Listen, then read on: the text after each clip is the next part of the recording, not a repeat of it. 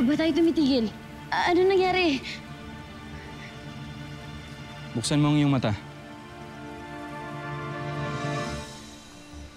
Ang bilis, nandito na tayo agad. Ashley! Ashley.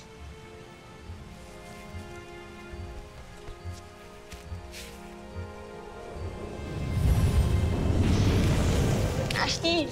Hindi tayo namatay!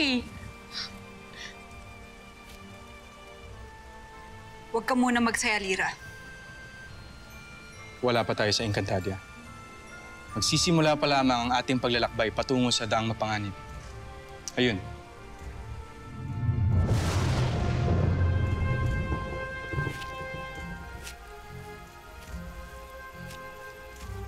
Doon?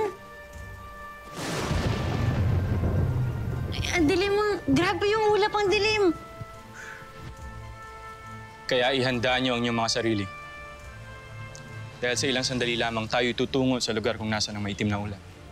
At maaaring hindi na kayo makalapag pa ng buhay. Napaka-supportive mo naman.